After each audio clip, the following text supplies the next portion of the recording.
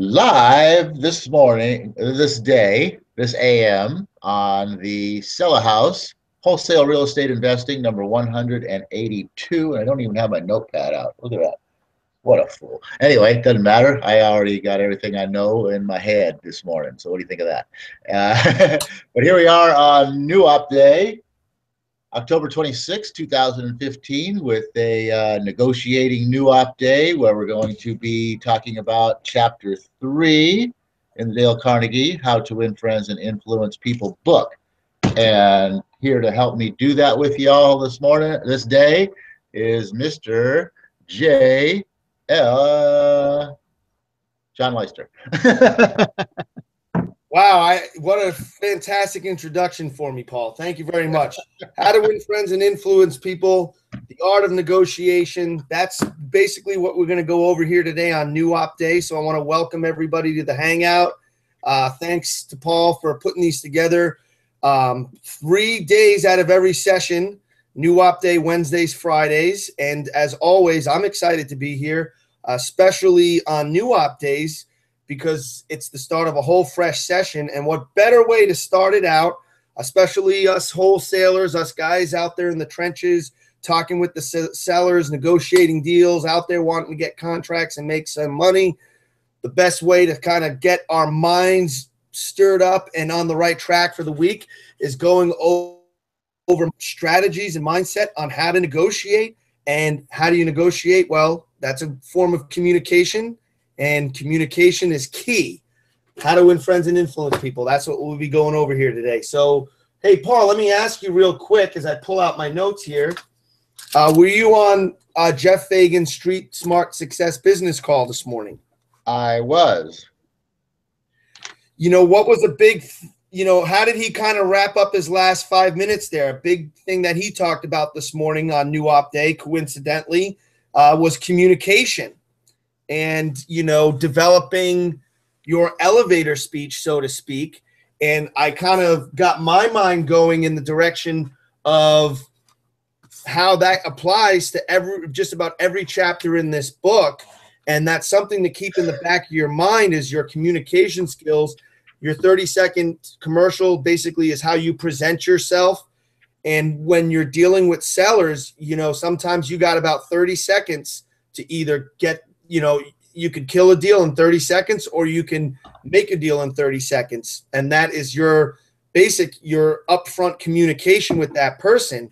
And I really thought that kind of keeping that in the back of your mind as you go through this book on how to apply these concepts to your initial communication with people, whether you're in a network marketing environment, a networking event, or you're at a seller's door, or you're on the phone call, you got a seller for the very first time, how you can apply those concepts into developing your 30-second presentation of yourself for all scenarios that you're going to find yourself in. And I think that Chapter 3, and I'm going to turn this over to you to kick us off, can really relate to that. I am so sorry. I really did not even hear a freaking word you said because I was just realizing that I totally skipped over Chapter 3 and read the whole next section preparing for today. So I don't know anything about what's going on this morning now. Oh, that's just too funny. Yeah, I jumped all the way over and I started section 2 of the book. The first chapter in that, which I guess is probably Chapter 4, which I don't know why I didn't even, does it say Chapter 4? No, it starts over again with 1, but that should have made me crazy. Part 2, I don't know how that happened. So anyway, now that I have no clue what Chapter 3 is about, except that I do know what Chapter 3 is about because it's all about sort of getting the other person excited. That's kind of what Chapter 3 is all about. Without giving away the principle, that's kind of what Chapter 3 is all about. So I'm actually going to, I don't know, did you prepare better than I did for this, John? I would say that I came prepared today. I came to class prepared. I did my homework. I did my homework. I just studied the wrong chapter. Well, you know what? You're prepared for next week. But, okay, Paul, I'm going to just bring you up to speed real quick on what I said that you paid no attention to. And I just summed up the last few minutes of Jeff's phone call about communication skills being so important. And he talked about how everybody is so aware that they need a 30-second commercial. Most people in business, most entrepreneurs, people that we even network with, all know the importance of the 30-second commercial, but how many people actually go out there and prepare one for themselves? And I just said, this is a kind of a cool concept, I feel, to keep in mind as we go through this entire book, is so you can apply the development of your 30-second commercial and your communication skills to reflect the concepts in this book. And I really thought that keeping that in mind during chapter 3, when we get to what the principle of chapter 3 is just something to immediately think about and apply to your 30-second commercial. Because, and I'll preface it a little bit before we get into it here, as you just pointed out about chapter 3, it's all about getting people excited to accept what you're offering them, get people excited about things, and identify what somebody wants and then show them how to get it. So that's a real kind of important purpose or concept to put into your 30-second commercial, because after all, we're trying to apply these concepts to wholesale real estate, and it's all about that first 30 seconds you have to influence or inspire that motivated seller, whether they're calling you or you're showing up at their door. So that's kind of what I prefaced there, getting into chapter 3. Yeah, if I'd have been prepared, that would have been totally perfect, because now that I'm kind of catching up to speed here, I looking at the very first indication that what he talks about here in chapter 1, the very first, I always like the way he opens these these chapters with some funny little sort of thing. And he talks about here, like, I used to often go fishing when I lived up in Maine, and during the summertime. And personally, I'm a person who's very fond of strawberries and cream, but for some strange reason, I found out that fish prefer worms. So, so when I went fishing, I didn't really think about what I wanted.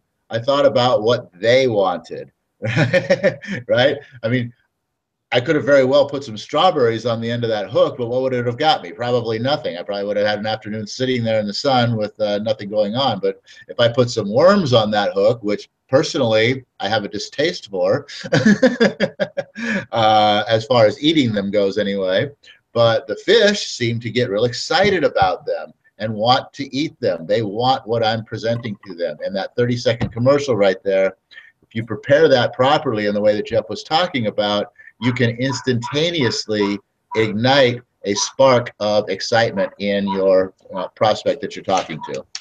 So how's that for catching up quick? Had you just relaxed a little bit and focused on what I was saying rather than scrambling around for your notes, you would have been brought right up to speed, and you wouldn't even have had to admit to everybody that you weren't prepared. Hey, you know what? One of the key successes to sales and to success in everything is to not blame someone else and to take responsibility when the fault is yours. So you know what? The fault was mine. I'm taking responsibility for it. I screwed up. Hey, you know what? It's either decision you made right there was a win-win. How is that for options when every option you have is a win, huh? Yeah, exactly.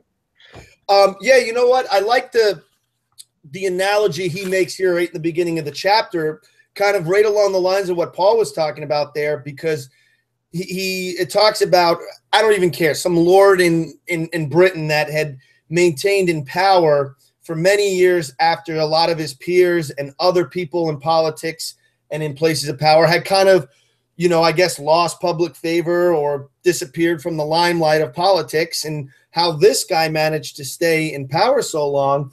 And you think about American politics and how many politicians in the House of Representatives or in the Senate seem to have been there since the 80s, 30, 40 years. And then those people that kind of get washed up, it's all about baiting the hook, to suit the right fish. You know, if I need to get into this position of power, what do the constituents want in my, you know, my zone, my little voting zone, if I'm running for office? It's about identifying, knowing what that person wants, so you can feed it just enough to them to reel them in, to get them to actually listen to what and who you are. And if you're yourself and you have good communication skills, once you've baited the hook to suit the fish, you reel them in, they're going to listen to you.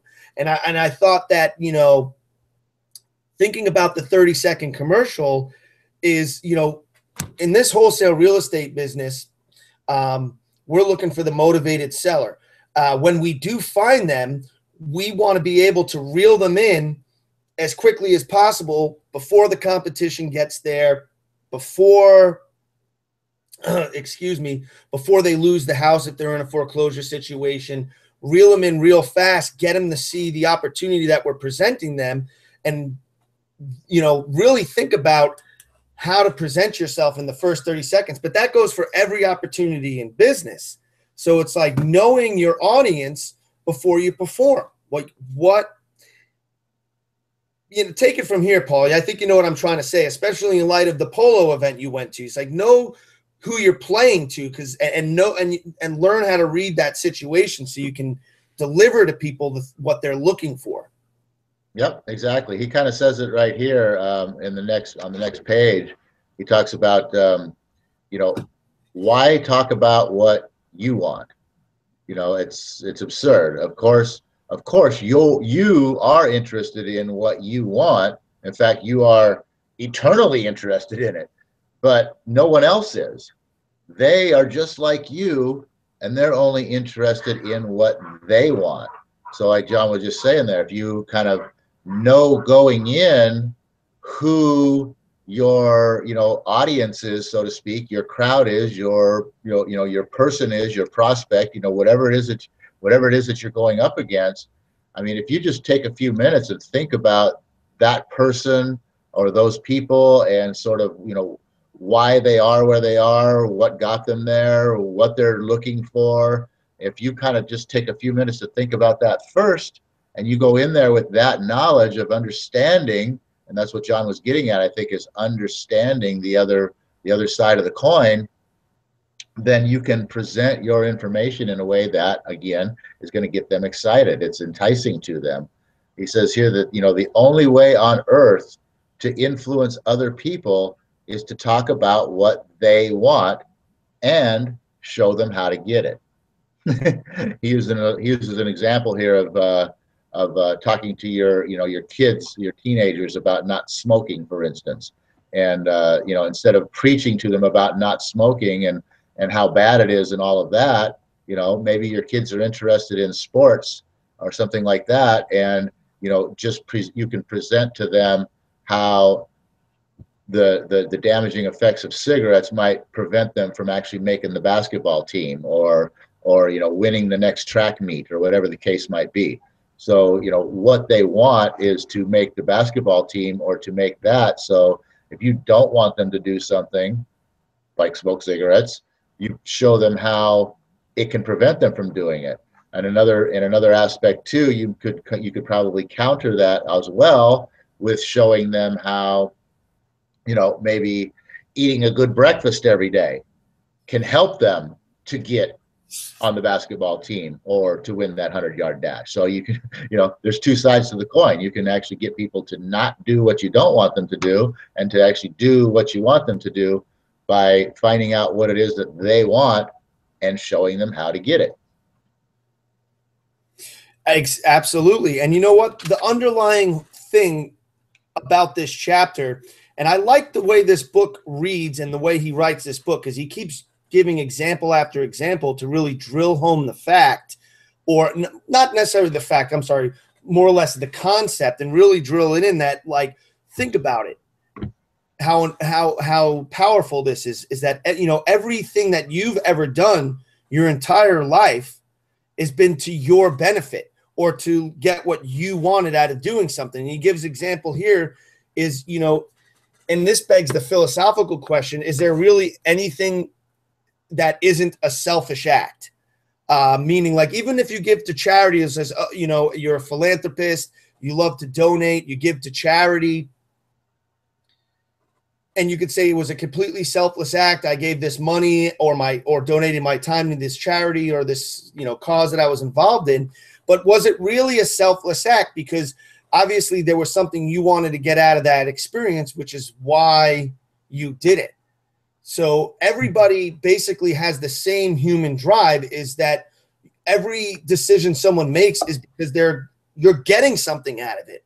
And this is like, it sounds so like simple and so like that should be common sense. Yeah, duh. But think about how powerful that is. And the concept behind this is that understand that about yourself, realize that you have this exact innate human quality in common with the prospect, and then really get yourself in the mindset of getting what you want by helping somebody else get what they want, and show them the entire time, you know, what's in it for them. It's funny that you went there, because the very next thing that I highlighted on this page goes like this: every act you have ever performed since the day you were born was performed because you wanted something. Yeah, you know what's funny? I have that highlighted too. You know, I mean, and think about it, you know, from the time you're born, why are you crying? Because you want your butt wiped or you want a bottle in your mouth, you know? I mean, what other reason are you crying for? Everything that you've ever done in your entire life is because you want something. So if you do everything in your life based on what you want, what do you think other people are doing in their life? You think they're doing something based on what you want? Heck no. They give a crap less what you want.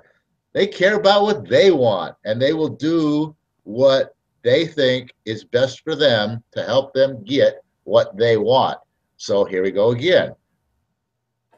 If you can show them, bring to light what it is that they want. This is the getting to know the other person part.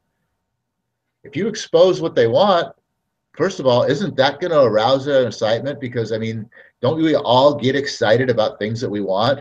You know, oh yeah, I got my eyes set on this beautiful little purse. That's for the girls. You know, that yeah, I'm saving some money for it. It's down at the store over there, and I'm gonna get it. I only got 2 more paydays and I can get that purse, right? They're excited about it. You talk to them about, oh, really? What's that purse look like? Oh, you wouldn't believe it. It's this great. Oh, it's got this funny little thing. Oh, I mean, it's perfect. You know, all this stuff. They're excited. People get excited about what they want. If you can just find out what people want and get them to talk about it, bam, they're all excited. They're getting excited. And then now, if you can show them a way that can help them get that, don't you think they're going to want it like that? Oh, really? What? If I do, and I can, yeah, where do I sign? I just want to add to that is, I think everybody should take out a pen and write down this question right now. In fact, if you've got, I'm going to open up my drawer to get what I'm going to say. If you've got one of these right here, an index card, okay, and a pen, write down this question and look at it and think about it all day long.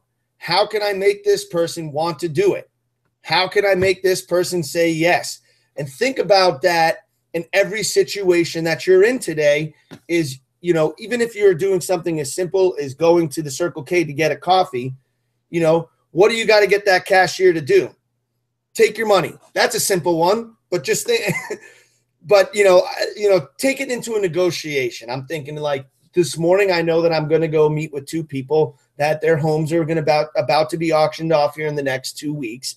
And one thing I've learned about dealing with people in wholesale, when we're doing approaching someone to buy a house for cash, this is a great wholesale real estate concept about to be put out there to you guys, is that here's a little secret. you'd think that if you went to 10 people that were all in foreclosure and they were definitely 100% going to lose this house, how many do you think are actually going to want to sell you the house and not go down with the ship? Most people would say, oh, I bet 8 out of 10. You know what's funny? It's really almost the exact opposite. Most people go down with the sinking ship and lose their house. So how can we make these people want to sell us their house? That's what I'm always thinking about. That's what I had programmed my mind. That's why I'm saying, I'm going to write that down on this card here, and I'm going to think about that all day. In fact, I'm going to think about that tomorrow and Wednesday and Thursday and Friday and Saturday and Sunday, all the way up until next new op day. And every time you are in a negotiation, something that requires a little bit of communication and a little skill, program your mind through auto suggestion and doing affirmations to focus on the things that you want to get out of it. So, if you want to make money in this world, if you want to negotiate great deals on wholesale real estate, you got to drill into your brain how you can make people do what you want them to do. In this case, how can I make these people sell me the house? So I think that's something that really would be a great thing to write down on a card and focus on all day long and apply it to your business. Yeah, you just got me. You just got me. Can you carry that thought for just 1 second?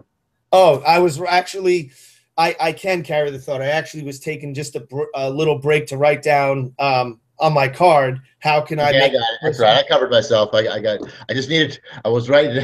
You got me. The mastermind process just took over there, and something that you said sparked a thought that I never would have thought of on my own.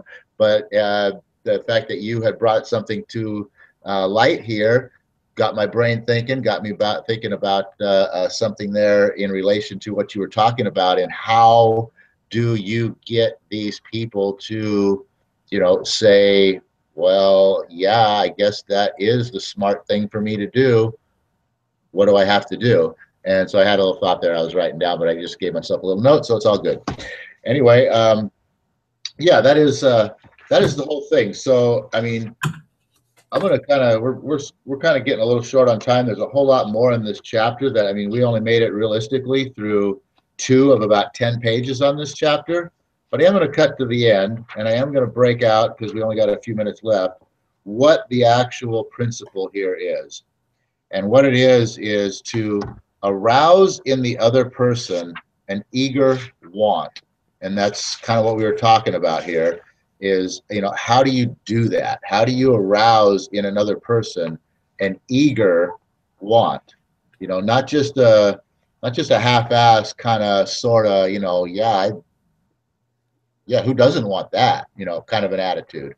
I'm talking about an eager want. I have to have that kind of a want. Like, oh my God, what do I have to do to get that kind of a want? And it's like, tell me what I have to do. I'll do anything if I can have that kind of a want. So how do you go about, creating that in another person? And as we talked about, basically step 1 is to get them excited. And the best way to get people excited is to get them actually talking about what it is that they do want, because everybody always gets excited about what they want. So once you've got that accomplished, you've built some excitement in them because they're talking about what it is that they do want. What do we do next? Well, it's in this chapter. I haven't figured it out yet. I haven't, because I didn't study. I don't know exactly where it is, but I know that's where this chapter goes. But I can say that, once you've got somebody excited about what it is that they want, now, your ultimate goal here is to show them how they can get it, how you can help them get it, how your product or your service can help them get it. But before you go into showing them how to get it, you kind of want to go into, in my mind, sort of selling what we call the COI, the cost of inaction, which is sort of showing them, if they don't do something different, what it's going to cost them in them trying to get what they want. So first of all, get them excited about what they want. So you bring them up to this high, then you got to bring them down again by, pointing out the fact that, what you're doing or where you're going or, whatever the case is gonna, it's gonna take you this long. You want it now, but it's gonna take you this long to get it. Or, if you don't make it happen soon, then something bad's gonna happen. Whatever the case is. So it's get them all high and excited, and then sell them on the cost of inaction, so that they realize the urgency really that they need to take in order to make get what they want. Then you go back to the the showing them how they can get it, and that reignite the excitement again. Bam, you got them hooked. Listen, this chapter, I'm kind of giggling now because this chapter actually revolutionized our business when I read it last year and Paul read it and we started talking about it. Because what is every wholesale online guru course telling you to do for the most part? Contact motivated sellers, put together order a mailing list, send to absentee owners, yada yada, so forth and so on. And what are they mostly telling you to do? Send out a letter telling them that we buy houses. We buy houses. The very phrase in and of itself, there's an element and a way to make that work for marketing, but the very phrase in itself doesn't inspire the proper response, in my opinion. And, someone sees a letter that shows up in the mailbox that says, "How are you? We buy houses." And they think, well, I really don't give a shit if you buy houses. Why do I want to sell you the house? I'm not selling the house. I don't care that you buy them. You know what? Think about that next time you're putting your letters together is how do you make your We Buy Houses letter, your absentee letter, show the person what's in it for them? Exploit, first of all, you got to know who you're sending to, who you're marketing to, and then you've got to address their specific situation. And if you're going to send a letter telling them that you buy houses, well, show them what's in it for them. Explain your product, your service, and your solution in a way that arouses their wants and shows them what's in it for them. I mean, that's the basic concept of this chapter here. And what's really cool about it is it has all these letters that companies write to people, and then he kind of shows them how to take these concepts in the book and use those to apply to rewriting your letters or your copyright or your marketing pieces online. This is such an important chapter as it was back then, especially more now, because everything takes place through the internet mostly. And, copyright and sales pages, a lot of it is written to get you to want what they have by arousing and awakening that want within you. So why are so many wholesalers wholesaling? Is they're not, I think, taking this concept into their blanket marketing letters. You've got to remember that people only care about what's in it for them, pretty much. Even the most selfless person cares about what's in it for them. He's got a perfect example of that right here on page 39. Not quite sure, like I said, how it leads to this, but I was just noticing this is like the beginning of a letter that he's pointing out what's wrong with it. It starts out as your standard, "Dear Mr. Blank, Blankville, Indiana." It says, "Dear Mr. Blank, the blank company desires to retain its position in advertising agency leadership in the radio field, blah, blah, blah, blah, blah." And he jumps right in to correct this and says, "Who cares what your company desires?"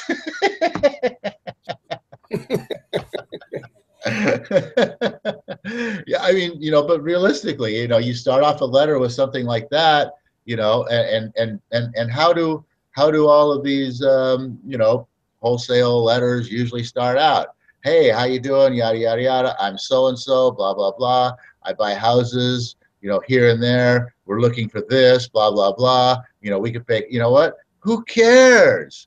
I don't care what you do." You know what I mean? That's what people are seeing in your letter right there. Who cares? That's why I laughed. This chapter, it's funny because it's such an aha thing. Like Paul, Paul and I have literally reworked our marketing pieces. Mainly Paul, that's kind of his forte. Dozen plus times in the last 3 years. But, this concept from this chapter right here really revolutionized the whole marketing piece.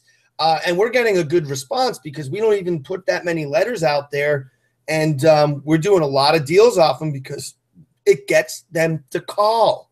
Because it's about offering a solution to their problem. They don't care about you. Like, exactly. Who cares what your company desires? I'm worried about my own problems. And, if you started off a We Buy letter with, hey, our company really likes to be in a position to help people and blah, blah, blah. Like you said, that's that big old who cares thing right there. And you might have a great message behind that. But if you lost them on the who cares in the first sentence, they're not even going to read your message. I love the next part too. I think we have 1 minute. Basically, the letter, as Paul said, it starts off like the blank company desires to retain its position in that blah, blah, blah. Who cares? I'm worried about my own problems. And it goes on here to kind of go, oh, this agent's national advertising accounts were the bulwark of the network. Our subsequent clearances of station time have kept us at the top of the agencies year after year. And I love how he follows up. He's like, oh, you're big and rich and right at the top, aren't you? So what? I don't give two whoops. And you know what? There's a lot of that stuff that goes into the marketing. That's like, we buy properties all over Maricopa County. And in fact, we're buying properties in your area. And you got to call us quickly because we can only buy. We're so big and important and have so much going on that we can only buy 2 more in the neighborhood. That's another thing that I think is kind of a crappy way to get somebody to call, because it's like most people are the mindset that blame, justify, and complain, which leads people to jealousy and actually shunning success. So, oh, you're a big, successful, awesome, great company. Well, you know what? That makes me feel small and important. Therefore, I don't give a crap about you now. Yeah. So I like that concept as well, because it's not about what you desire and how great your company is and, what you can do and what you want. I want to buy your house and I can buy all these properties and I'm great. And like, who cares? What's in it for that person? What can you show them as the benefit to your product or service? And, think about this concept too, not just in your letters as we kind of went through the last few minutes of this hangout, but also in just your 30-second presentation. When you talk to people, whenever I talk to a seller, I always extend a helping hand. I'm reaching out to you to help you with this problem. I have some options I can offer you. Which option best suits your wants and your needs? And now let me help you select and explore and explain to you how this option can help you. It's not about you. No one cares about you. They care about themselves. So that's kind of the concept here. And keep in mind too, ask yourself throughout the day, how can you make this person want to do it? How can you make this person want to say yes to you? And apply that thought into developing your presentation, your 30-second commercial of yourself, if you will. You know what? I think there's a lot more good stuff in here that goes along with this one letter that he just breaks down in here. I think we should pick this up next session on New Op Day again and kind of finish this out a little bit more. What do you think? Absolutely. Yeah, because not only is it mind-blowing, exciting, eye-opening, thought-provoking, but it's also freaking hilarious and fun. So with that, everybody, oh universe, I ask not for more riches, but for more wisdom and entertainment to create better use of the riches given to me at birth, so that I can help more people. I don't know, I forgot the end of that, but it doesn't matter, because it's just a great New Op Day, and we're going to go out there and make big things happen. I hope you're going to do the same. Hope you're going to think about maybe what your USP is. This section is a lot wrapped around a USP, which, if you don't know what that is a unique selling proposition. What sets you apart from your competition? That's a lot that goes in with this. So with that, everybody, Have a great session. We'll see you back here on Wednesday for some wisdom on Wednesday, as we always pass out. And we'll, I don't know. That's it. Bye, all.